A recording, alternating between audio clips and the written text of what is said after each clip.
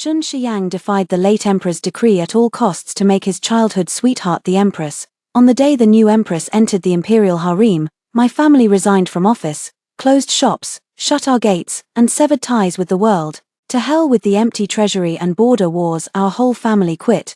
Go find your precious empress to deal with it. What, even my sister, who married into another country as their empress, has returned to back me up.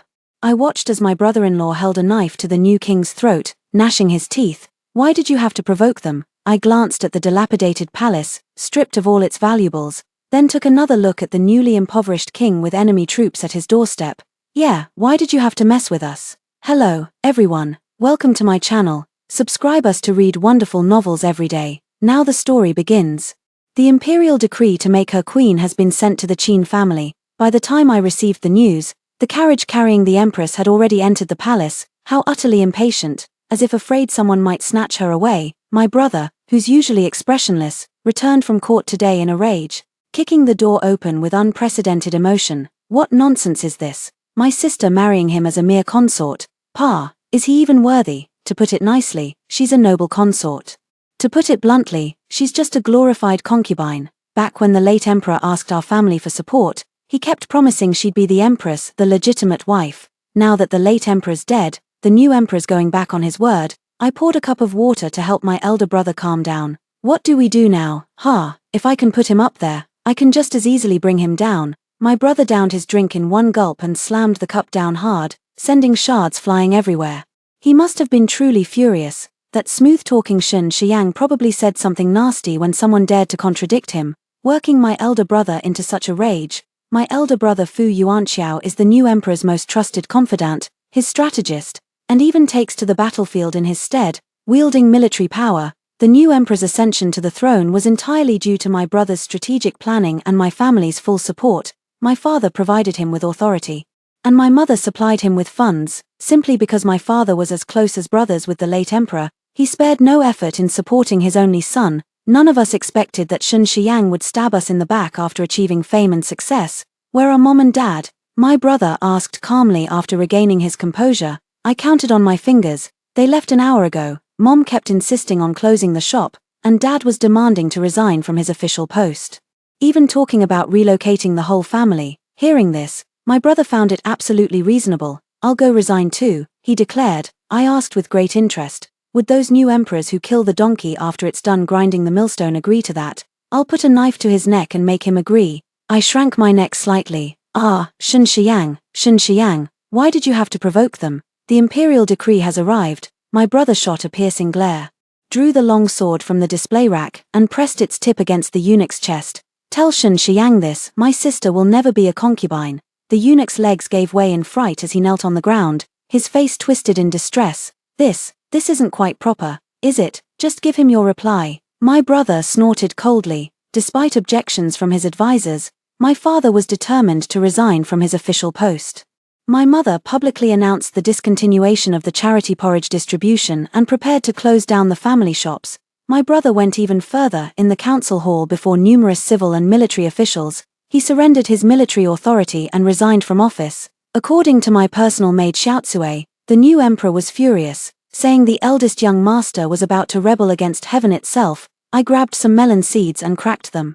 If my elder brother wanted to rebel, he would have done it long ago. What an ungrateful fool. A voice sounded from outside the door, an elder's laughter. Truly an ungrateful fool. Shiyu's scolding is justified. I slightly raised my eyes, tossing the melon seeds in my hand back onto the plate, and bowed to the Empress Dowager with a composed expression. Your Majesty, what brings you here? Xiaotsue, go prepare some tea. The Empress Dowager took my hand with a kind expression.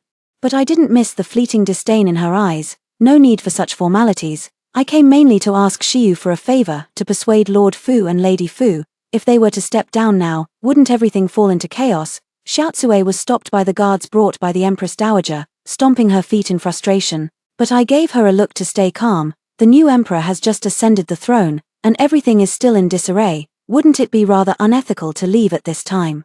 I forced a smile as I withdrew my hand, glancing at the fingernail marks left on it. Your Majesty must be joking. It was the new emperor who failed to keep his promise from back then. Let's not forget, my family supported Shun Shiyang precisely because of that promise. The Empress Dowager's good temper gradually waned, Defying an imperial decree is a capital offense. Does Xinxiang dare to behead my Fu family? Or do you, Empress Dowager, dare? I straightened my robes and sat in the host's seat, showing not the slightest fear of the Empress Dowager. At the Peach Blossom banquet 3 years ago, you drugged me, hoping to force me into a compromising situation with the Crown Prince to gain control over my Fu family. Unfortunately, my brother saved me. And your scheme failed, Your Majesty the Empress Dowager. I've never mentioned this to my family. But guess what if I were to tell them, not to mention my parents, if my sister, the Queen of Song, were to find out? Do you think the king who cherishes her above all else would lead his iron cavalry to tear down your fragile walls? The Empress Dowager's face grew increasingly grim, her dignified composure crumbling as she pointed at me in fury. You Fu Shiyu, this is treasonous, how dare you? Since when have I ever been allowed to be reckless? Yet I've been reckless many times before. What's one more? I picked up the teacup and took a sip. Xiaotsue. See our guest out. I refuse to believe the kingdom of Shun can't function without you lot. Watching the Dowager Empress's flustered retreat, I felt a surge of vindication. Just as I was about to ask Xiaotsue to fetch a pot of chilled wine, 3 little heads popped out from behind the screen. They are father, mother, eldest brother. Oh no. I forgot they know martial arts. What on earth did you just say? Father and mother asked first, their faces pale with shock, then turned icy gazes toward eldest brother. Didn't you investigate back then? The elder brother frowned, his eyes filled with doubt. Didn't you say you were just feeling unwell? I smiled and replied, it's nothing, just a little trouble that lasted the night. Hearing my deliberate attempt to downplay it, they only grew more concerned.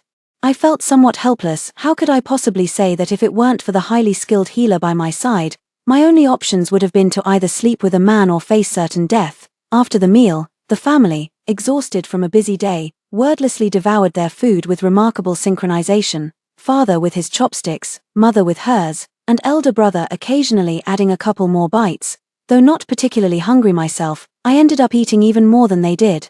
I could tell they were trying to comfort me, but there's no need. It's not like I have deep feelings for Xinxiang anyway. After eating and drinking their fill, the 3 of them got a second wind and came back to life. After discussing it, the 3 of them agreed that the capital was too chaotic and depressing, so they might as well go somewhere else. It would be a good way to clear their minds. I agree. No one in the family objected. Mother's business spanned across nations. Other emperors were eager to get a share of my mother's wealth, treating her as an honored guest. What a pity Xinxiang was blind to her worth. But I never expected that, the day before our planned departure, the emperor would summon me to the palace. Me, I'm not going. Who knows what kind of trick he's up to? The imperial eunuch whispered something in my ear, and my eyes flickered with understanding. Fine, I'll go. My elder brother grabbed my arm, but I gave him a reassuring look. Without even changing my clothes, I swaggered off to the palace, enter the imperial palace, proceed to the royal gardens. A group of people stopped me, a bevy of young women, all seemingly around my age, some even familiar faces. Well, who do we have here? If it isn't Fu Shiyu, what's the matter? No one wants you. Came to beg His Majesty for a concubine's title. Ha ha ha, not everyone is as fortunate as the Empress. Moving into the central palace on the very day the new emperor ascended the throne, His Majesty truly adores Her Majesty to the extreme. Indeed, I've heard the emperor nearly emptied the national treasury, all because he felt it would be too hasty and unfair to the Empress. I'm afraid some people are too busy being jealous to even catch up. The target of these words was all too obvious. I looked at them with pity. How pitiful, they've emptied the national treasury. The shops my mother gave me couldn't be emptied even if I moved things for 10 years. You, not getting the reactions they wanted, and even being left speechless by her retort, their faces flushed red with anger. I still need to see the emperor. Ladies, please continue your sarcastic games with the Empress. Farewell. I maintained the demeanor of gentleness and virtue, wearing an innocent and harmless expression, even when speaking with sarcastic undertones. I gave them no grounds for criticism, yet this very demeanor was all the more infuriating. This time, there were no obstacles on the road, only an emperor sitting in the grand hall, playing the pitiful victim. Shiyu, you've finally come. Look at how the imperial household is nearly destitute now. Could you ask your mother to? I cut him off. Your Majesty, haven't you been dipping into the imperial treasury lightly? I just heard on my way here that you've been spending lavishly for the new empress. How could you possibly be short of funds? You really do have a sense of humor. With that single sentence, I completely blocked his request for money. Watching his face turn from green to purple with rage was utterly satisfying. Shiyu, you've changed. The emperor sat on the high throne, looking down at me with eyes filled with confusion. doubt, and irritation. You used to be so obedient and could understand my thoughts perfectly. Why have you changed now? I sat casually on a chair to the side, craning my neck to speak upwards was rather exhausting. Your Majesty, I believe you're well aware that all of this was built upon that one promise you made. If you don't mention establishing an empress, who the hell would pave the way for you? LMAO, to be precise, my parents were paving the way for the stable and opulent latter half of my life.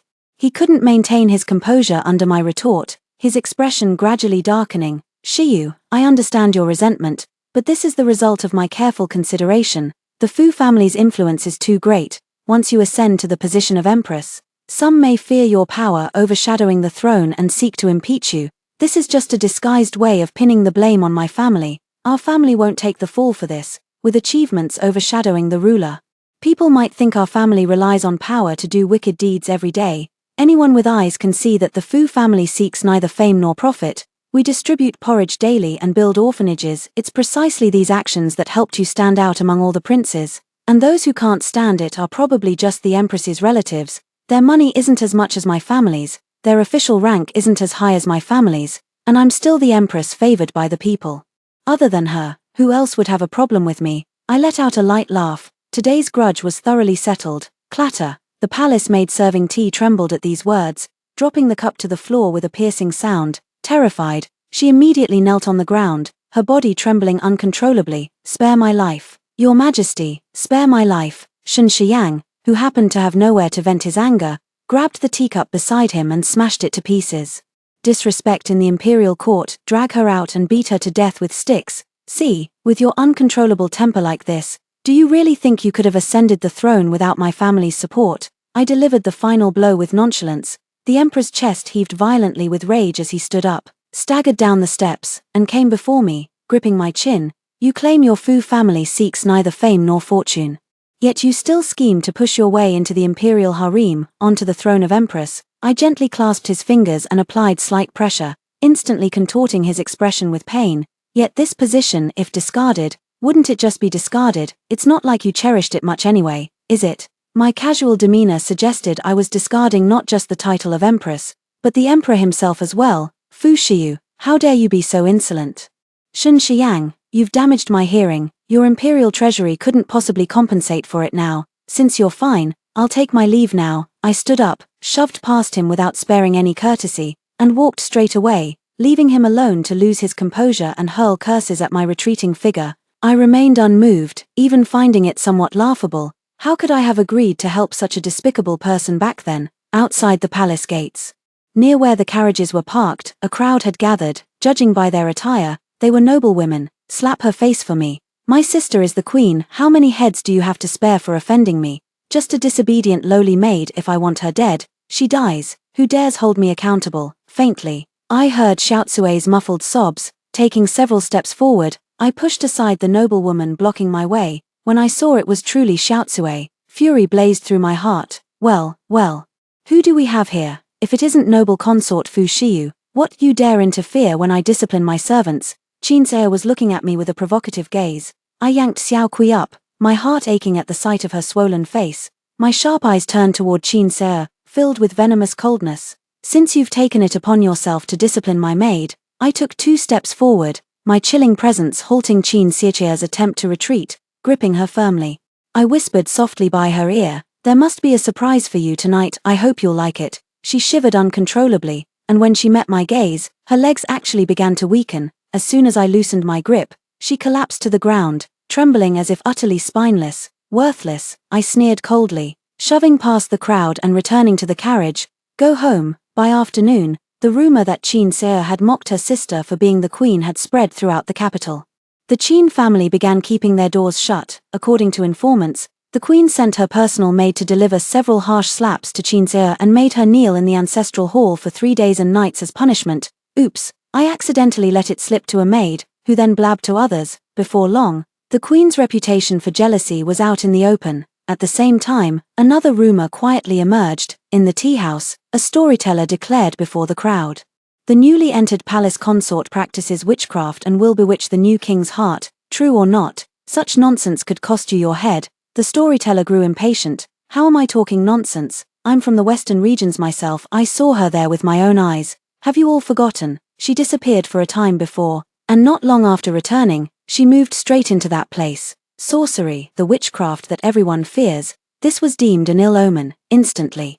The crowd erupted, the story spread like wildfire, each person adding their own embellishments until the rumor spiraled out of control, plunging the capital into panic. On the night of the rumor's spread, a group of ministers sought an audience at the palace. The entire palace was shrouded in a heavy, oppressive atmosphere. Among them, the minister I had planted stirred up the crowd to inspect the queen's chambers. The truth would be revealed with a single search. The new king, full of conviction and ready to redeem his honor, indeed unearthed a voodoo doll inscribed with the emperor's birth date. To think it was true, the new king, in a fit of rage, spat out a mouthful of blood and summoned the imperial physician in the dead of night. As for Qin Qianqian, for some inexplicable reason, she collapsed and could not rise, with no discernible illness, as if confirming the rumors of witchcraft. Hearing this news, I was so delighted that I wolfed down 2 bowls of rice in one go, exclaiming with glee. My elder brother, peeling a crab, sighed slightly in resignation. Slow down, or you'll choke. I let out a satisfied burp, rubbing my belly. So appetizing, so appetizing. My parents watched me with indulgent smiles, not scolding me in the slightest. The next day, a disgusting imperial decree arrived at our mansion. Still in the midst of dreaming, I was dragged out of bed when I arrived in the front hall. My parents and the chief eunuch were already at daggers drawn. The moment the chief eunuch saw me, he looked as if granted amnesty. Miss Fu, the Empress Dowager summons you to the palace. Please come with me at once. My elder brother blocked my path, sneering as he refused to accept the decree. An imperial edict today, an Empress Dowager's decree tomorrow. What are they playing at? Are they deliberately trying to humiliate our family? The chief eunuch spoke weakly, lacking conviction.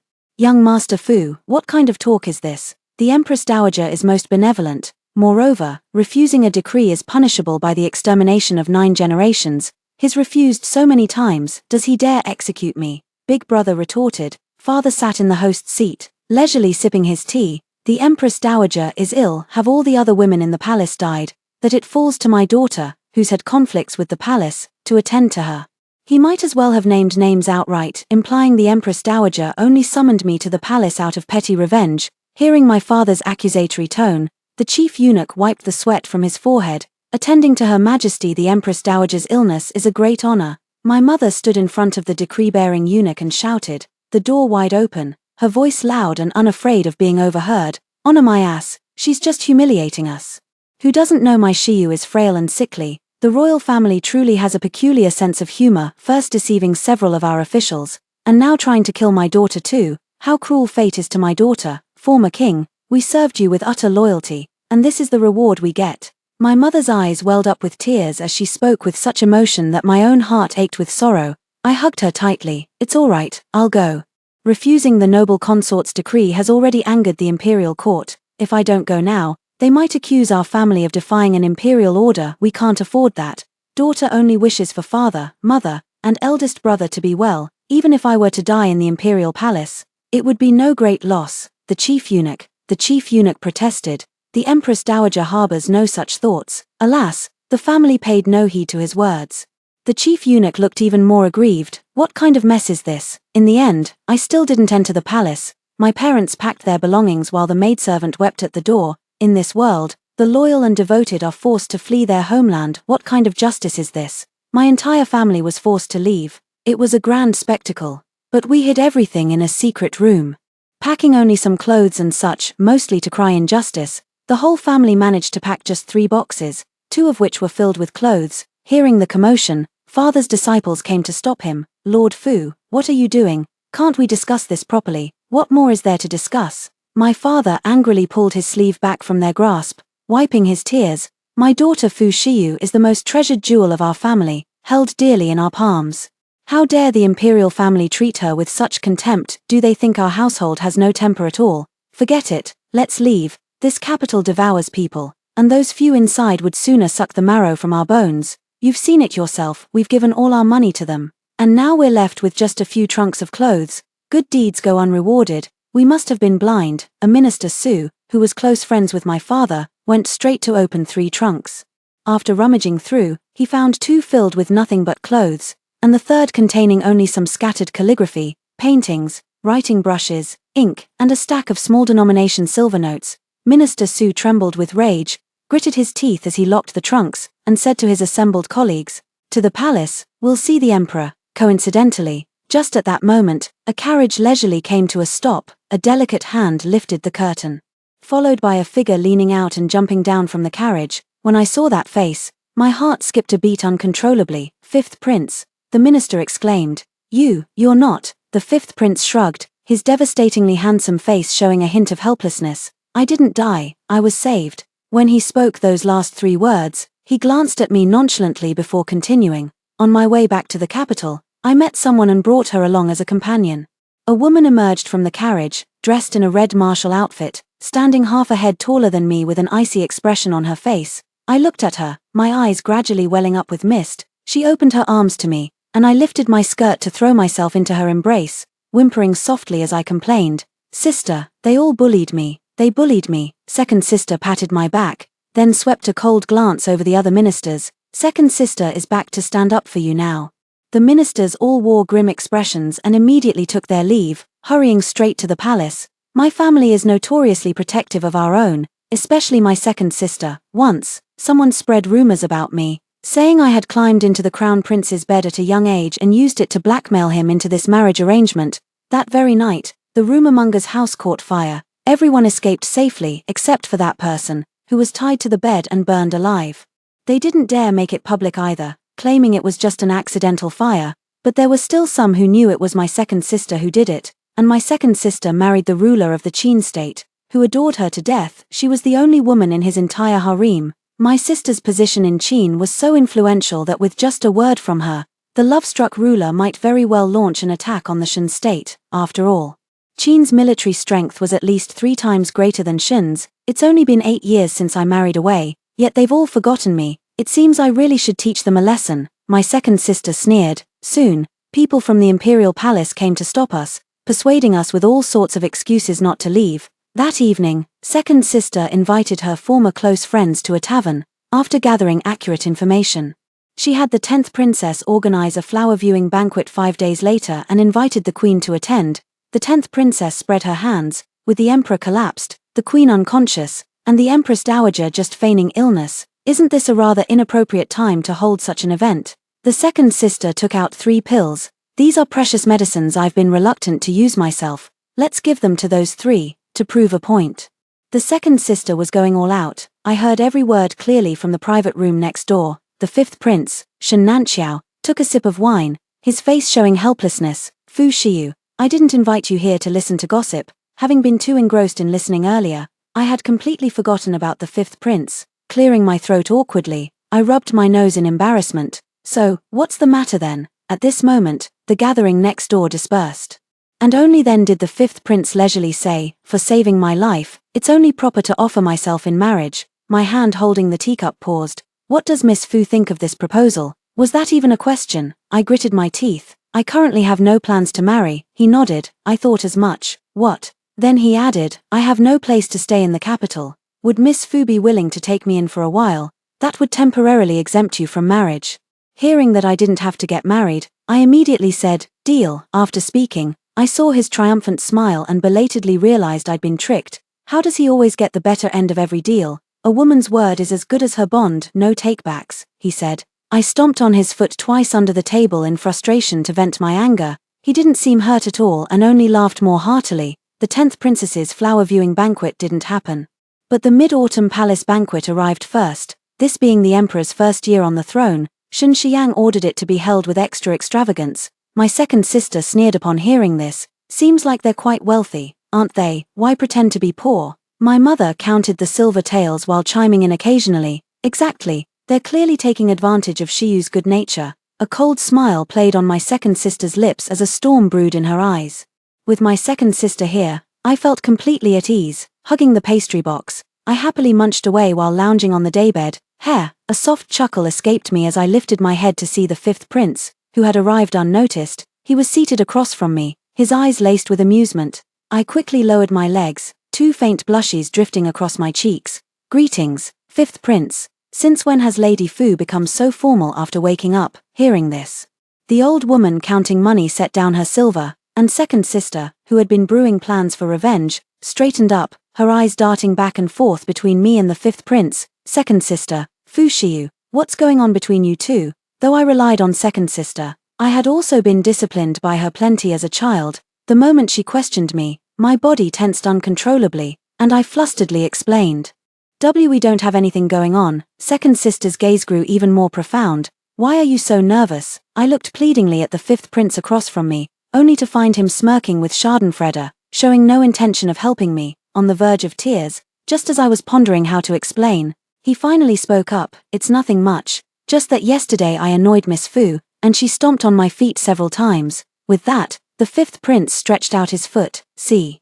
The footprint is still there. I nodded eagerly. Yes, exactly like that. Second sister looked at me meaningfully. Is that so? Yes. My hands hidden beneath my sleeves kept fidgeting nervously. Second sister shifted her gaze to the fifth prince. Fifth prince, will you attend the palace banquet? I won't go. The fifth prince replied. He didn't invite me, why should I go? A sharp glint flashed through second sister's eyes. The fifth prince has been missing for so long. And now that he's finally returned, the emperor is actually so jealous that he's petty enough not to invite him to the palace banquet. The fifth prince nodded in agreement. After all, when father emperor was still alive, he favored me more. Second sister smiled. If the fifth prince were unharmed, the Fu family would probably be supporting him instead. The fifth prince shook his head, his gaze carrying an emotion I couldn't comprehend when he looked at me anyway. It made me blush and avert my eyes. I don't need the Fu family's support, I can manage on my own. His words weren't mere bravado. Before the fifth prince died, he often led campaigns personally, going wherever needed. Over the years, he never lost a single battle. His military strategies left even the veteran generals in awe, and the late emperor entrusted him with full command of the army. No imperial prince was ever allowed to personally hold military power except for him. The late emperor showered him with all his favor, until one unexpected incident. While traveling incognito, he was ambushed by assassins. With only a small retinue at his side, he faced hundreds of skilled killers. Even with his formidable martial arts skills, he couldn't outlast them all. In the end, he tumbled off the cliff. Below that cliff lay a field belonging to my family, filled with the flowers and plants I adored. That day, I had just escaped to catch my breath and was rolling about in the blossoms when the fifth prince, covered in blood, crashed to the ground right beside me. Gasping for breath, it gave me quite a fright. After recognizing the person, I immediately stuffed the life-saving pill my second sister had given me into his mouth, then swiftly summoned hidden guards to clean up the traces before hiding the fifth prince in the secret chamber. Those assassins searched my courtyard several times but found nothing. Eventually, they discovered some mutilated remains in a nearby tiger's den, along with the fifth prince's torn clothes and jade pendant. The assassin then went back to report the completion of his mission. The fifth prince was unconscious for a month. Fortunately, the secret chamber was where I often hid from my second sister's beatings, so it was fully equipped with a bed and food. The fifth prince rested quite comfortably there. The only thing was, I kept sneaking out from time to time and got scolded by my second sister again. Fu Shiyu, Fu Shiyu. Second sister called me several times before I snapped out of my reverie, momentarily disoriented. What's wrong? I told mother that the fifth prince is both capable and handsome, and since you're such a looks-oriented person, and he likes you too, it's practically a match made in heaven. Why don't you two just get married?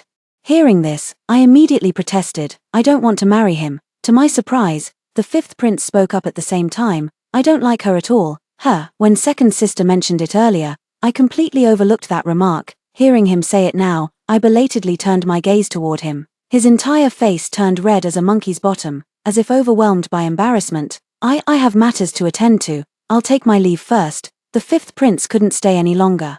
He rose and hurried out, his steps so rushed they nearly broke into a run. Passing the threshold without looking, he stumbled over it. I covered my mouth, laughing. Second sister, look how silly he is. Second sister gave a perfunctory hum in agreement, but her eyes were darting around. From my experience, she was definitely plotting something mischievous. Well, this time, the unlucky one might be me. I couldn't bring myself to smile again. The palace banquet. Our family remained in the same position as before, but the Qin family had moved forward, even surpassing our previous spot. Qin Xie smugly raised her eyebrows at me in triumph. Fu Shiyu, you're nothing special after all. I picked at my ear. Second sister, I think I hear a dog barking. Such dogs should be chopped up and thrown into the cesspool to rid us of their bad luck. Enough. Let's not talk about this unlucky thing. Second sister picked up a piece of fish with her chopsticks and put it in my bowl. You love this the most. I grinned and thanked second sister. Qin couldn't bear this humiliation, her words dripping with sarcasm. A married daughter running home every day, how shameless. The lively hall fell deathly silent the moment these words were spoken. Qin felt a flicker of fear but mustered her courage to retort. What, am I wrong? She's married to another country yet keeps coming back. Isn't she just trying to steal secrets and collude with the Fu family to attack Shen Kingdom? No wonder the Fu family has been so quiet lately. They were hiding something, afraid of being discovered. Slap Qin. Two voices rang out simultaneously. My second sister wiped the hand that had slapped her, a flicker of disgust flashing in her eyes. If my Fu family had any intention of rebellion, do you think the new emperor would still exist? Moreover, no matter how bold my Fu family may be, we wouldn't dare to practice witchcraft. It's your Qin family that truly has the audacity. I heard that as soon as the voodoo doll was brought out, both the emperor and the empress fainted. Good heavens. If it weren't for my Song Kingdom's miraculous healing medicine, you'd probably still be unconscious. How could you possibly host this palace banquet then? Heh. You really do repay kindness with ingratitude. The words ungrateful wretches might as well be plastered across their faces. Second sister's sharp tongue is my absolute favorite. My sense of security just skyrocketed. My eating movements became even more cheerful. Shen Shiyang, seated at the head of the table, looked utterly displeased. Matters of my Shen Kingdom don't seem to be within the purview of the Song Kingdom's Empress, do they? My second sister countered with effortless composure. Naturally, it's not for the Song Kingdom's Empress to meddle.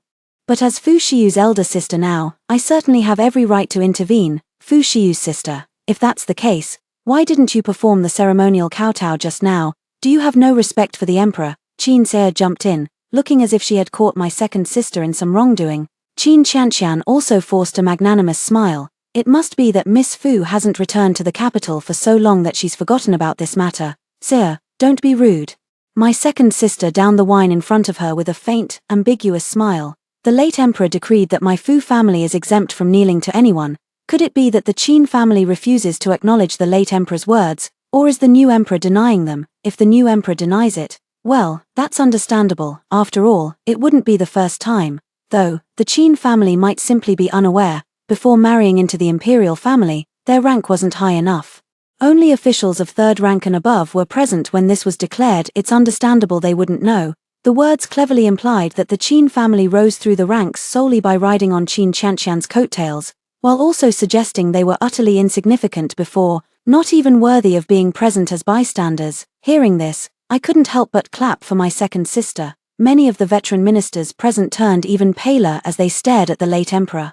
If the Fu family isn't welcome here, then the new emperor needn't bother sending us invitations next time. We'll spare ourselves the trouble of coming to the palace. My second sister pulled me up and even kicked over the small table in front of us, sending cups and dishes clattering to the ground. Just as we stepped over the threshold, my second sister seemed to remember something and turned back to say to the new emperor, Your Majesty, a prime minister's heart is big enough to sail a boat as the emperor. Your magnanimity should be even greater. The fifth prince has been back in the capital for days now. It's one thing not to return his former residence, but to exclude him from the palace banquet too. TSK, the fifth prince is truly wronged. If not for that incident, who knows what might have been in the future? Leaving behind words that left everyone exchanging bewildered glances, she led me out of the palace unimpeded. Once in the carriage, I collapsed onto the seat and let out a sigh of relief. That felt so satisfying. As I spoke, I couldn't help but start laughing. My sister pinched my cheek, her eyes filled with affection. Fu Shiyu, we'll have some excitement to watch soon. I stood up, my eyes glinting with schadenfreude. What's the story? Your brother-in-law came chasing after you. Heard he got stopped at the border. Seems there was some friction. My heart tightened. Is brother-in-law all right? Of course he's fine, but with no generals or leaders at the border now, they'll probably come begging for help again before long. The states of Song and Shen share a border. While most other states have been devoured by Song, Shen remains safe and sound, all thanks to my Fu family. One is my second sister, the apple of my eye. The other is my eldest brother, my closest confidant. Back when my eldest brother was traveling, he accidentally met my brother-in-law, and only later got to know my second sister. It was love at first sight, and he immediately launched an intense pursuit. After he stole my second sister away, my eldest brother was depressed for quite a while. I treated you like a brother, and you had the nerve to covet my sister. My eldest brother pointed at his nose and scolded him. The way my brother-in-law pretended to be clueless, looking around at the sky and the ground, is still vivid in my memory to this day. I burst out laughing and hugged my second sister's arm, coquettishly clinging to her for a while. Sis Tilda, I want to eat the lychees from Song Country Tilda. Alright, I'll write to your brother-in-law right away and have him bring some for you. What? Qin Jisheng has been appointed as the cavalry general. Second sister couldn't stop grinning when she heard the news from the hidden guard. Eldest brother was so shocked by these words that he spat out his water. Coughing violently while clutching his chest, father and mother were brimming with schadenfreude. Qin Jisheng, that cowardly Qin Jisheng who's always lingering in pleasure quarters. I stared blankly at the shadow guard, asking in disbelief, though worthless mud can't be propped against a wall, he doesn't even seem worthy of being called mud. The shadow guard nodded. Yes, second miss, I muttered to myself, my eyes filled with incredulity. Could he still think this is just a minor conflict? Sending the Qin family to gild their reputation, there had indeed been occasional conflicts with the Song state before, but with my eldest brother around, there usually weren't any major issues. Perhaps that's why Shen Xiang let his guard down, showing such shallow judgment by casually sending someone over. But this time, with my brother-in-law leading the campaign himself and the Shen state treating our Fu family so harshly, with no one to mediate, this behavior is practically asking for death. The national treasury is nearly depleted, and provisions are barely sufficient to keep up. I sighed deeply, the kingdom of Shen was doomed. My second sister gloated with schadenfreude. Perfect timing for a scapegoat. On the 5th day of Qin Jisheng's departure, he reached the border. On the 6th day, the border fell. Qin Jisheng fled the battlefield, dragging the third son of the guardian duke to take an arrow meant for him. The third son of the protector duke died on the spot. While Qin Jisheng narrowly escaped with his life, in just 3 days, he fled back to the capital. Meanwhile, 13 border cities fell in rapid succession. The entire Shen kingdom was thrown into chaos. Deserting in the face of battle and causing the death of loyal generals is an unforgivable crime. If Qin Jisheng hadn't launched that midnight ambush and provoked their anger, they wouldn't have urgently mobilized troops to attack the Shen kingdom, after all. My brother-in-law never truly intended to kill them, he only wanted to subdue them. Now look what's happened. Not only have countless soldiers perished, but we've also lost 13 cities, all crucial strongholds. During the morning court session, a eunuch stumbled in frantically to deliver urgent news. Whereupon the Duke Protector, a venerable minister who had served 3 dynasties, spat out a mouthful of blood and collapsed unconscious on the spot. The new emperor was so enraged he nearly fainted as well. A military officer, gnashing his teeth, demanded to know what had happened. With tears streaming down his face, the eunuch recounted the events in detail. The officer, incensed, began cursing loudly right there in the court, even dragging Qin Qianqian into his tirade. The entire nation is now calling Qin Qianqian a seductive concubine who brings disaster to the country, with her second sister conveniently bringing up the previous incident involving witchcraft. The title of seductive concubine was thus firmly established. Many even took to the streets, demanding the new emperor strip Qin Qianqian of her position as empress. Memorials from ministers flooded the palace like snowflakes. During dinner that evening, we discussed the matter, the eldest brother said. The emperor probably can't handle the pressure and is about to depose Qin Qianqian. The second sister shook her head. He won't. My parents and I all turned our gazes toward the second sister. I have my people by his side. If I don't let him be ruined, he won't be. Second sister always carried herself with an air of strategic mastery, as if today's affairs were entirely within her grasp. If this world treated women kindly and allowed them to take imperial examinations, the entire Shen kingdom would probably already be under second sister's control. What about the 5th prince? Why hasn't he come? The leap in conversation was too abrupt, I couldn't keep up at first. Second sister looked at me meaningfully, as if she already knew about that matter. I kept my head down and ate, pretending to know nothing. I thought if no one picked up the thread, this matter would pass, but then eldest brother chimed in. I saw the 5th prince going out with a woman just now. It seemed to be his former betrothed. His betrothed? I abruptly raised my head. Baiji, he went out with Baiji. Where did he go? Angelica, together with Qin Qianqian, has been snatching things from me since we were kids. Once, the Su'er once expressed his feelings for me. After Angelica found out, within 3 days, the Su'er never showed me a kind expression again. I had someone investigate, it was Angelica's doing. Out of jealousy, from then on, I became even more cautious about avoiding men. I dropped my chopsticks in panic and rushed out the door, only to collide headlong with the returning 5th prince. After stumbling back, I noticed Baiji standing beside him. I immediately grabbed the 5th prince and pulled him behind me, pointing at Baiji with reddened eyes. Baiji, what are you trying to do this time? Angelica Bai smiled ambiguously. What did I do? Naturally. I told the fifth prince everything you've done in detail. Having said that, she then cast a flirtatious glance at the fifth prince. Don't forget what I told you. Trembling with rage, I ordered the doors to be shut and decreed that Angelica be forbidden from entering henceforth. The fifth prince said with a smile. Why so angry? I grabbed the fifth prince and dragged him inside, heading straight for my boudoir, my face dark. The fifth prince smiled and greeted my eldest brother and second sister. With a forceful tug from me, he gave a helpless smile. My eldest brother was about to get up and chase after us, but my second sister stopped him. Hey, what are you butting in for? The eldest brother frowned tightly. What's going on here? Your little sister is jealous, that's a good thing. Otherwise, how would these two tight-lipped gourds ever speak up? The second sister glanced at the spot where we had disappeared and smiled knowingly. Bang! I slammed the door shut with a heavy thud, pushed him onto the chair, and said with reddened eyes, I, Fu Shiyu, have never done anything wrong. Baiji is just jealous of me, you mustn't believe a word she says. The fifth prince's smile nearly spilled from his eyes. I know, no, if there's a problem, we need to solve it. Whatever she told you, I'll explain everything clearly to you. I don't want there to be the slightest rift between me and the fifth prince. The fifth prince cleared his throat, and this time his voice carried a hint of tenderness. She said you've liked me for a long time. If her family hadn't interfered back then, it would have been you in the marriage arrangement. I froze for a moment, this seemed somewhat off. I silently took 2 steps back, my previous confidence gone. And what else? She also said that she's already found someone she likes now. She came to me to discuss cancelling the engagement, since she's not getting any younger and can't wait anymore. I cleared my throat lightly, poured myself a glass of water, found a seat, and took a guilty sip. Then what? She also mentioned that during the years I was missing, even though you appeared to be Shin Xian's fiancé, whenever someone spoke ill of me, you'd be the first to throw punches, claiming it was to protect the royal family's dignity.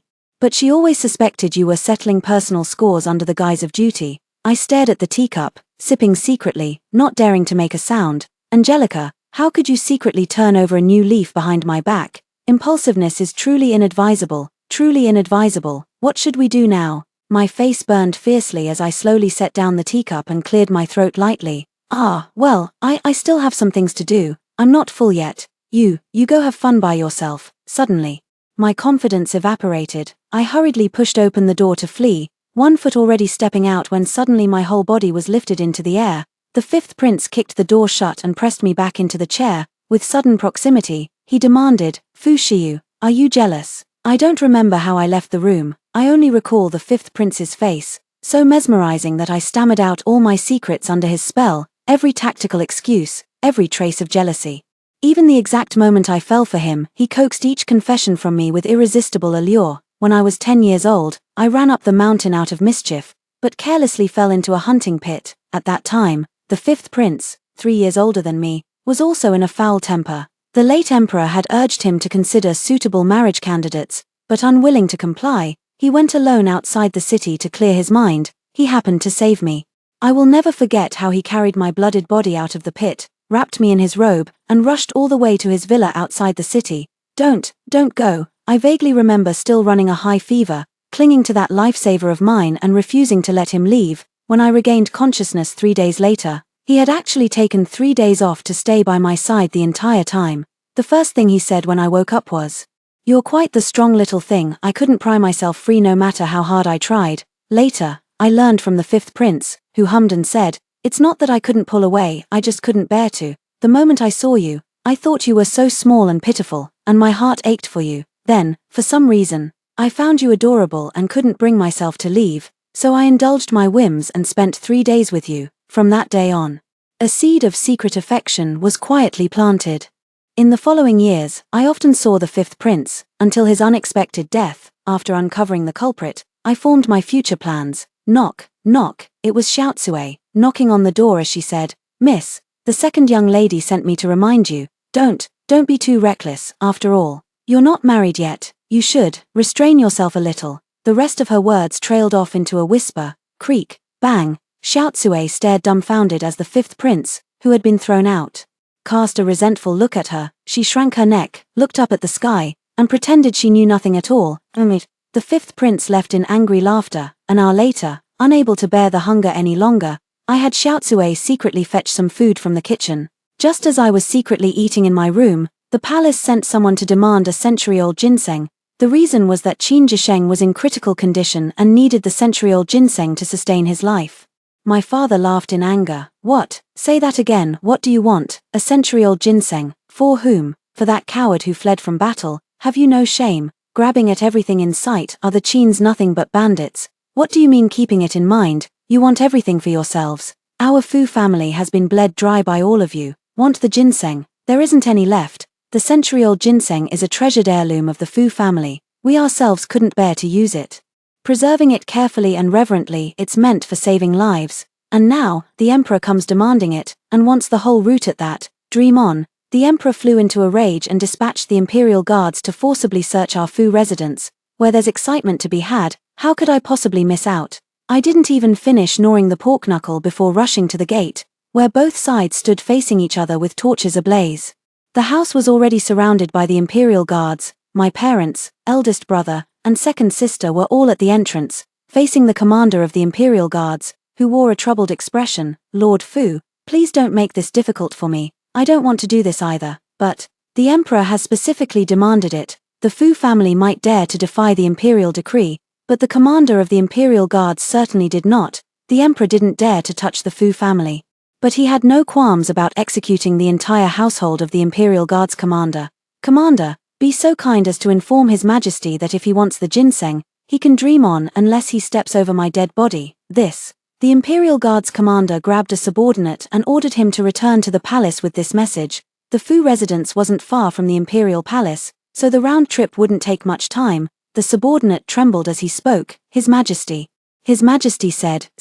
The chief steward kicked him in the rear, gnashing his teeth. Just spit it out already. His Majesty said if the Fu family dares to defy the imperial decree, then show no mercy, kill them all. With these words, the Fu family completely severed ties with the imperial family. The steward gritted his teeth. Fine. I only hope that Lord Fu, remembering our past as classmates, will spare my family from hardship. As he finished speaking, he raised his longsword to his neck, about to take his own life, when second sister stopped him. Trouble yourself to deliver another message. If they want the ginseng, the emperor and empress must come to the Fu residence together. Otherwise, the Fu family will settle accounts for all past support given to the emperor along with the signed promissory notes. Moreover, my Fu family possesses the Shangfang sword, which can execute corrupt officials above and foolish rulers below. The last 4 words were uttered with particular emphasis. At this moment, the 5th prince appeared, revealing himself. I'll return with you. The chief steward stared at the 5th prince in astonishment. Your Highness. I'll go back with you. I quietly stepped forward and tugged at second sister's little finger. Feeling somewhat worried, second sister gave me a reassuring look. Soon, the imperial guards received the signal and withdrew completely. The next day, the 5th prince's mansion was returned to him, and he was granted an official title regent. According to my father, Shun Xian's expression had been foul since early that morning. The 5th prince even publicly reprimanded him for defying the late emperor's teachings and being unfilial. Piling accusation upon accusation, civil and military officials alike nearly scolded his nose crooked. I doubled over with laughter. And what about Qin Jisheng? How was he dealt with? At this question, my father fell into an unusual silence. Qin Qianqian managed to protect him. He was only demoted, had 3 years' salary withheld, and confined to his home for 5 months of reflection. Confined to his home for 5 months of reflection. Is this for Qin Jisheng to recuperate from his injuries? The military officials were so furious they collectively submitted their resignations. It was the regent who stepped in to stabilize the situation. He directly ordered Qin Jisheng to be seized and brought into the imperial court hall, where he was executed by archers, thus quelling the military officials' anger. After all, the regent had fought alongside them through life and death. They recognized his authority. His Majesty fainted on the spot from rage. They say he still hasn't regained consciousness. The regent employed iron-fisted measures in the imperial court to stabilize the situation and proposed peace negotiations with the Song kingdom. Shun Xiang slammed the table and stood up, glaring fiercely at the regent. I object. He naturally wouldn't agree. If he did, his position as emperor would be gone. The regent said with calm assurance, our troops are now demoralized, and our military strength is less than 1/10 of the Song dynasties, with most of our cities already lost. If we negotiate peace and offer what they want, we might still survive for a while longer. If the emperor insists on refusing and resisting to the end, the Song dynasty's attack will come in just a few days. Have you, as emperor, considered the safety of the common people in those few days? At this moment, Seeking peace is the wisest course of action. I disagree. I refuse to agree. As long as I refuse, don't even think about peace negotiations. Shun Shiyang was so furious he didn't even announce the court's adjournment, simply storming off in a huff. The regent sighed. This might be the shortest reigning emperor in history. Bang! It sounded like a heavy object being kicked over onto the ground. The elders all shook their heads in unison. At home, I was reading a newly arrived romance novel, titled The Spoiled Prince and His Domineering Wife. The plot was so captivating that before I knew it, more than half the day had slipped by. Xiaotsue suddenly burst in, her face deathly pale, her entire body trembling uncontrollably, with faint traces of blood staining her clothes. I looked up at the sight, my mind buzzing, and the book fell from my hands. Who was hurt? My voice carried a tremble I hadn't even realized was there. It's the regent. I just went out for supplies and saw the regent's personal servant crawling half-dead towards the clinic. The servant said the regent was poisoned and near death. He was assassinated right after leaving. Someone wants the regent dead. I stood up in a hurry, knocking over the teacup beside me. Staggering to my feet, I grabbed Xiaotsue, forcing myself not to tremble. Then, how is the regent now? Second Miss has already taken people there. Don't panic. Miss, the regent will surely be fine. Xiaotsue nervously gripped my hand, and I squeezed back, forcing myself not to collapse. It's fine, really. But after just 2 steps, a metallic taste of blood surged up my throat. Crimson streaks dripped from the corner of my mouth down to my chin and onto the ground, while waves of dizziness blurred my vision. Miss, someone, quick, someone. The young mistress is vomiting blood. I wanted to grab Xiaotsue, but as soon as I opened my mouth, blood gushed out, my body collapsed to the ground, and I completely lost consciousness. I had a long and complicated dream. I dreamed of an old man telling me, run eastward, and never look back. For some reason, I trusted him completely. I ran for a long time, until I was exhausted, until I wanted to give up. Then, faintly, a glimmer of light appeared. I ran desperately toward that light. The light grew brighter and brighter until I passed through it. Phew. I suddenly woke up with a start, gasping for breath, my eyes wide open, my entire body tense. Fushiyu, you're finally awake. My second sister's powerful bear hug nearly took half my life. You scared me to death, second sister said, on the verge of tears. Do you have any idea you've been unconscious for 7 days and 7 nights? You scared me to death. Eldest brother looked utterly haggard and disheveled, his hair somewhat messy, nothing like his usual meticulously groomed appearance. Seeing me awake, his eyes also reddened. That bastard Shun Shiyang, isn't he asking for death? Fine, I'll grant his wish. Second sister's eyes flashed with venomous malice as she ordered brother-in-law to charge straight to the capital. What about Shun Nanxiao? How is he? I tugged at second sister's sleeve and asked with concern. Second sister's expression seemed somewhat speechless. Second sister said, he's not poisoned. He's faking it. He's trying to deceive me. I let go of the hem of my clothes, my fingers retreating back under the blanket. So, was all my frantic worrying for nothing?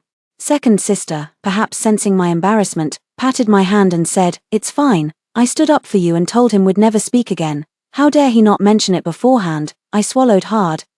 Second sister, maybe it doesn't have to be that extreme. Eldest brother snorted, pathetic. With that, he turned and left in a huff, as if he couldn't bear to see my hopeless, incorrigible state any longer.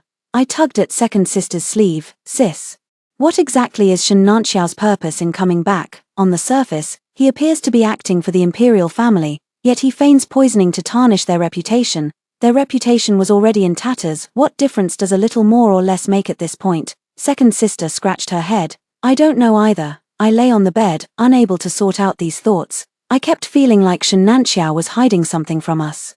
But the answer must surely lie within the imperial city. My mind raced, and suddenly, I thought of something. Less than a month after Shun Nanxiao's near-death experience, his maternal grandfather's family was accused of treason. The entire clan was executed, not even his mother was spared. How could I have forgotten this? At that time, many people still begged the emperor for mercy, and the streets leading to the execution ground were covered with wanmin san, umbrellas symbolizing public petition. Second sister, could you do me a favor? Spit it out. I want to look into the execution of Shun Nanxiao's maternal grandfather. Second sister narrowed her eyes slightly and said, all right. Even second sister, who was usually well informed, encountered obstacles when investigating this matter. It's as if someone is deliberately preventing me from looking into it. Leaning weakly against the bed as I sipped porridge, I asked, have there been any rumors circulating outside recently? There is, somehow, a rumor circulating that the current Emperor Shun Xiang is not the bloodline of the late emperor, but an unknown bastard. Second sister also found it a bit strange when mentioning this. Shun Xiang looks very much like the late emperor, then he's not an unknown bastard, but rather a brother of the late emperor from the same generation. Nowadays, there's still an old prince alive, back when the Empress Dowager was still the Empress. In order to help her secure that position, the old prince stopped at nothing. Then, everything makes sense now. The day before yesterday, while you were still unconscious, someone attempted to assassinate the Empress Dowager. The Empress Dowager seems to have been frightened out of her wits. She's been drifting between lucidity and madness, plagued by nightmares every night. As for Shun Xiang, no one knows what's gotten into him either. His temper has turned foul, smashing bowls and vases at the slightest provocation. Yesterday at court, he publicly executed a minister, and the day before when leaving the city, he even killed a commoner. No one can stand him anymore. Serves him right. The old prince's affairs were also exposed. It's said that the Empress Dowager went mad and blabbered it all out. He even revealed that Shun Xiang was not the late emperor's biological son. This caused turmoil in the imperial court. But there was no way to trace the truth or conduct a blood test with the deceased emperor. No matter, wasn't there still the old prince? The old prince refused and claimed his reputation had been slandered. He had only one wife, the old princess consort, throughout his life, with no concubines. The sudden appearance of an illegitimate child was something he couldn't accept. He even said, "Those who spread such nonsense, aren't you afraid your tongues will rot? My wife's health is already poor if you keep spouting lies. Don't blame me for being ruthless." His words, full of loyalty and righteousness, reached the Empress Dowager's ears within a quarter of an hour. Naturally, it was an embellished version. The imperial physician was still present at the time. With a single needle from the physician, the Empress Dowager regained much of her clarity.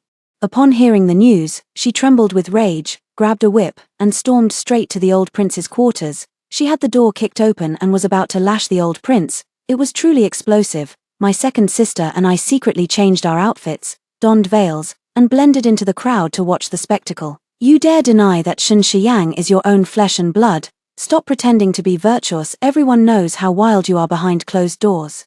I bet you've got beauties stashed away in your basement too. The old prince kept dodging the accusations. He valued his reputation above all else. Why else would he have crafted such an exceptionally rare persona for himself? Furious, he spat out, "Have you lost your mind? If you're insane, go see a doctor instead of making a scene here. Crazy, crazy, crazy, you keep calling me crazy every single day." The Empress Dowager lashed him again with her whip, leaving his flesh torn and bleeding.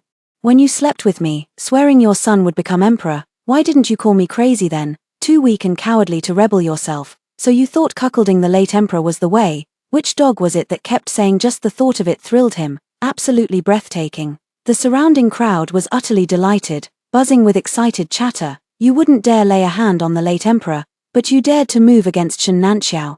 You caused the extermination of the entire Mo Protector's clan, and you secretly assassinated Shun Nanxiao just to protect your son. If we investigate, I refuse to believe there won't be any traces left. Crack. The old prince viciously slapped the Empress Dowager, bringing this farce to an end. That single remark was enough. Shun Nanxiao, feigning frailty, stood before the grievance drum and struck it once. Then again, "Your subject Shun Nanxiao has been wronged. I beg your majesty to investigate thoroughly." Investigate what? Investigate the old prince. The new emperor refused, but the ministers opposed him, with some even demanding his abdication. The new emperor had no choice but to summon the old prince. At court, the old prince looked as if he were suffering from constipation. It was said that the old princess consort was so enraged that her vital energy surged to her heart, nearly costing her life. Shun Nanxiao directly presented the court notarization. "Your Majesty, please punish the Empress Dowager and the old prince, a son upholding justice by sacrificing his own father and mother." Shun Nanxiao, what exactly do you want? Are you determined to drive me to my death? Shun Xian's accusations rang out one after another as he rose from the dragon throne, grabbing a memorial and hurling it straight at Shun Nanxiao. "Why did you come back? Has anything good happened since your return?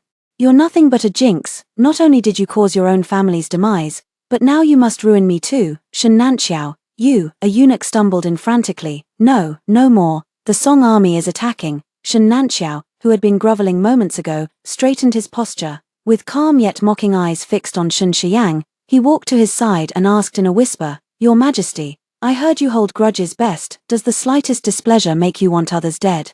Shun Xian's eyes turned cold. You colluded with the Song Kingdom. Wasn't it your highness who acted willfully, humiliating the Fu family, leaving no one to guard the borders for you? This is clearly the consequence of your own actions. How can you blame me? However, I can already imagine how the history books will portray you, not as a tyrant, not as a wise ruler, but as a worthless fool beyond all help. Shun Nanxiao burst into laughter as he spoke.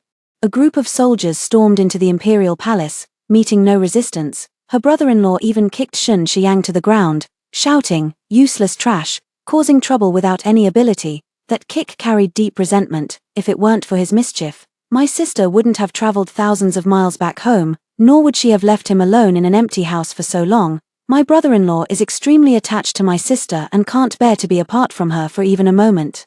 These past days have been unbearable for him too. The ministers were dismissed and confined to a single room. Only Shun Xiang, the Empress Dowager, the old prince, and Qin Qianqian remained. During this time, Qin Qianqian had been keeping a low profile, almost to the point of being forgotten. But the moment Qin Qianqian saw the regent, she froze, then suddenly understood something and burst into laughter. "So it's you, it's really you, now I get it, it's you, you did this on purpose. You deliberately taught me Jiyu sorcery, made me cast a curse on Shun Xiang, you just wanted to come back for revenge, didn't you? Ha ha ha, Shun Nanxiao, you're truly disgusting. Witchcraft doesn't exist, but Jiyu sorcery does. And how did Shun Nanxiao learn it? Naturally, I taught him. I stepped out of the shadows, walking step by step until I stood before Qin Qianqian, watching this farce unfold as I pinched her chin. Qin Qianqian, you see, you still can't compare to me. You'll always be the losing dog. I studied Jiyu sorcery because a Jiyu had been planted inside me, leaving me frail. Since they couldn't find the mother Jiyu, my parents resorted to learning some Jiyu techniques to help me counterbalance it. And this Jiyu was precisely the one Qin Qianqian had cast on me. Because she had cast it before, when we met again, she believed it without the slightest hesitation. Shun Xiang is such a useless piece of trash, I stopped wanting him long ago. Since you seem to like him so much, I'm giving him to you. How about it? Happy now? I laughed, then turned to look at Shun Xiang, who was staring at me in a daze. How was the nightmare? How was losing control? Did you enjoy the taste of being drugged by me? Otherwise, how could you have drugged me again and again, once? He nearly succeeded. Afterwards, he even joked about it with those people and spread rumors. If I hadn't discovered it in time, who knows how the gossip would have spread by now. My thirst for revenge runs deep. I whispered softly, Shun Xiang, your days of peace are numbered. My brother-in-law ruled with an iron fist. Those willing to surrender could stay. As for those who refused and still stirred up trouble, the blade flashed coldly. The man who had just cursed my brother-in-law as shameless hadn't even closed his mouth before collapsing to the ground like a broken kite.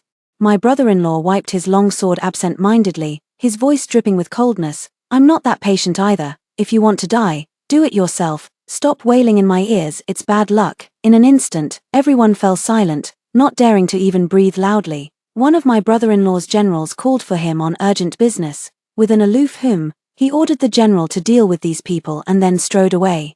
Actually, it was a secret code between my brother-in-law and the general. Too lazy to deal with it, he just ran away. My home became my brother-in-law's temporary office. As soon as he entered and the door closed, he completely dropped his aloof demeanor and dashed toward my second sister at lightning speed. Oh dear, madam, I've missed you so much. Plop, sitting nearby, I watched this scene unfold when the walnut I hadn't finished shelling fell onto the plate with a crisp sound.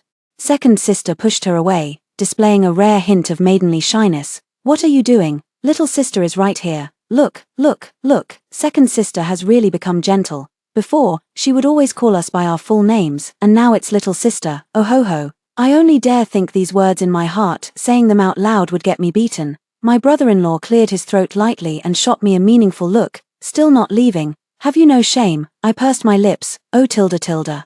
I dragged out that last syllable, dripping with teasing sarcasm. Brought you some lychees, and 2 chefs too. Have them cook you something delicious. Go on. Hurry up. The moment I heard that, I stopped dawdling. I immediately hopped off the daybed and even thoughtfully closed the door behind me. Cook cook cook. Just thinking about it makes my mouth water. The consequence of indulgence was stomach pain in the middle of the night, with Shun Nanxiao scolding me while massaging my belly. Shun Nanxiao, I was so drowsy that I hummed softly, turning to bury myself in his embrace, nuzzling against him while mumbling something indistinctly. Shun Nanxiao leaned in closer to listen carefully. Shun Nanxiao, I missed you so much. Shun Nanxiao smiled silently. his eyes brimming with tender affection as he leaned in to nuzzle the tip of my nose before quietly pulling away. Shan Kingdom was successfully conquered and incorporated into Song Kingdom, renamed as the Northern Prefecture. Shan Nanxiao had no interest in the title of Northern Prefecture King, nor did he wish to be bound by it again. His brother-in-law then sent a trusted subordinate to take over. Upon taking charge, the subordinate began a thorough purge. This subordinate was one who couldn't tolerate the slightest impurity. The execution platform operated from dawn till dusk, and the stench of blood could be smelled from 3 miles away. As for the Empress Dowager and her entourage, they were left entirely to Shan Nanxiao to deal with. Shan Xian's feet were tied to one end of a rope, the other end fastened to a carriage. They circled the city 3 times, scattering countless sheets of paper, each inscribed with Shan Nanxiao's great achievements. Since he loved fame and reputation so much, they tore them to shreds. The Empress Dowager, while the old prince was tied to the railing at the entrance. Anyone who threw rotten vegetables would be rewarded with gold. The more one threw, the greater the reward. In a fit of rage, the old princess consort passed away completely, and the old prince's children refused to acknowledge him as their father. In the basement, several coffins were found, each containing young women in the prime of their lives. After intense interrogation, it was revealed that the old prince had intended for them to accompany him in burial after his death. The graves had already been dug. On the surface, it appeared he would be buried alongside his princess, but in reality, a small hidden chamber was specially prepared next to it to house these young women. Before their deaths, all the young women had been violated, each atrocity committed by the old prince himself. Shan Xiang truly lives up to being his seed, cut from the same cloth. Shan Nanxiao summoned the scribe and, before the barely breathing Shan Xiang, recorded every deed he had committed, down to the last detail. Ensuring his name would be remembered for centuries, he no longer had the strength to resist, his eyes hollow, lost in unknowable thoughts. Only after the scribe had left did he call out to stop him. He wanted to see me. Upon learning this, I went. As soon as I arrived, I saw him lying in the dungeon like a pile of mud, clearly having suffered severe torture. Those assassins were sent by the old prince, but this idea was proposed by Shan Xiang. He simply wanted Shan Nanxiao's life. You wanted to see me. I arrived before the dungeon cell, gazing at him with indifferent eyes. Shan Nanxiao's eyes flickered as he looked at me, smiling bitterly, as if murmuring to himself, yet also speaking to me. I had a dream. I dreamed that you didn't refuse, that you married me step by step as planned. The entire Fu family was under my control, and you even went so far as to break ties with your sister, stealing the defense map of Song country for my use. Fu Shiyu. Why has everything changed like this? He was very weak, his voice floating and indistinct, barely audible if one didn't listen carefully. There aren't so many good things in this world. Shan Xiang, don't think you can treat others as fools just because you're a little clever, I calmly retorted, but my fingernails dug into my palms. If I had made you my queen back then, would everything have turned out differently? Shan Xiang seemed to be asking me, yet also seemed to be asking himself. This answer, I could give him. Never. I added another sentence. I never liked you from the beginning to the end, even loathed you. My family's doting on me, even if it took the entire family's effort, would never let me suffer grievances. Just one word of refusal from me, and you'll never marry me. Shan Xiang let out a low chuckle, his laughter growing louder until it tugged at his wounds, making him curl up slightly in pain. Fu Shiyu, I truly envy you. You were born under a lucky star. Wiping the tears from the corners of his eyes, Shan Xiang struggled to his feet, his gaze burning with resentment. If I had another chance, I'd have claimed you for myself long ago. I felt pity for his thoughts. What a shame. This world doesn't give second chances. He laughed, then smashed his head against the wall, blood spilling everywhere. Faintly, I could still hear him say, impossible. This can't be. I averted my gaze, said a few words to the people outside, then went home. Qin Qianqian's entire family, exterminated to the 9th degree. Anyone close to Qin Qianqian didn't escape. That day at the execution ground, I made a point to look at her. She knelt on the ground, begging me to spare her, tears welling up, a perfect picture of a beauty in distress. But the next second, the beauty tumbled to the ground. Her hand, still clutching the hem of my robe, didn't even have time to let go. I slowly pried it apart, looking at her with pity before flicking my sleeve and leaving. At the same time, I felt the GU worm inside me vanish. I focused carefully. It had truly disappeared. So the mother GU had been on Qin Qianqian all along. At that time, she was just a useless pawn being used by others. Turns out she had fallen into the trap too. Once things were mostly settled, my brother-in-law clung to my sister, whining, "Let's go home, it's time to go home." A vein throbbed violently on my eldest brother's forehead. My parents exchanged a glance, their eyes filled with disdain before they looked up at the sky. I was the least affected, munching away on lychees, icy and sweet, absolutely delicious. Since recovering my health, I've been playing to my heart's content, running here, jumping there, wanting to taste everything. If Shen Nanxiao hadn't held me back, I probably would have taken a bite out of the herbs in the clinic too. The dietary restrictions before were so strict, what a tearful ordeal. My parents were unwilling to leave this place. After all, they had spent most of their lives here. In the end, my brother-in-law decided that the position of Northern County Prince would be given to my father. Family is trustworthy. After all, it was much the same as before, just subordinate to the Song Kingdom. Under my father's management, the Northern County flourished like never before. Kill without mercy if there's any trouble. To enforce military discipline, Shen Nanxiao also offered quite a few strategies. Without those vexing matters, the old minister's tempers improved considerably, each living many more years. Every day, they leisurely took their birds for walks. Nothing could be more delightful. On my 19th birthday banquet, Shen Nanxiao came to propose marriage. The betrothal gifts filled the entire house, even spilling out onto the whole street. I froze. You're this rich? Shen Nanxiao smiled modestly. I own 3 mines. Me, well, no wonder. I'd underestimated him. On the night of our wedding, I had a dream. I dreamed everything unfolded exactly as Shen Xiang had predicted. My parents disapproved of my relationship with Shen Xiang, so I went on a hunger strike. When Shen Xiang demanded the defense map, I immediately went to the Song Kingdom, not only causing my second sister's death, but also severely wounding my unsuspecting brother-in-law. My parents were furious enough to disown me, but in the end, they couldn't bring themselves to do it. My eldest brother sacrificed half his life to save me. Proud as he'd always been, lying paralyzed on his bed, he never uttered a single word of blame against me, until the day Shen Kingdom suddenly rose to become the mightiest nation. Shen Xiang uncovered evidence of our family's secret dealings with foreign powers in our home, resulting in the extermination of our entire clan. Even I have died. Only after death did I seem to regain clarity, looking back at my former mad actions with a sense of unfamiliarity. Later, I learned that thing was buried by Qin Qianqian, and the idea had also come from her. I even witnessed with my own eyes Shen Nanxiao avenging me by perishing together with Shen Xiang, at the moment of their deaths. A sharp pain shot through my head, and when I woke again, I was back in my childhood, cycle after cycle. The second time I was conscious, this time with memories. I wanted to resist, but with every attempt at resistance came unbearable agony, pain seeping from my very bones. At the palace banquet, in a brief moment of clarity, I drew my long blade and killed Shen Xiang and Qin Qianqian. The entire world descended into chaos, and in that very instant, I was pierced by a sharp arrow. Beginning the cycle anew, again and again, my tolerance for pain grew stronger, until eventually I would briefly lose control and start arranging things. Until one performance review, I noticed Qin Qianqian frantically talking to herself in the air. Why is she still lucid? What the hell are you doing? She's uncontrollable. If she's uncontrollable, can't you just intensify the pressure? I don't care. I must become the Empress, and I must also absorb Fu Shiyu's fortune. Her luck is the best I've ever seen. I must make it mine. With a single palm strike, I shattered the rooftop. In this lifetime, I've mastered martial arts. Qin Qianqian is nothing but trash, utterly defenseless against my attacks. Pointing my long sword at her head, I smiled with icy amusement. Stealing my fortune? No wonder I couldn't control it. It was you all along. Phut! He dropped dead instantly. Shen Xiang suddenly burst in. I drew my long sword, glaring coldly at him.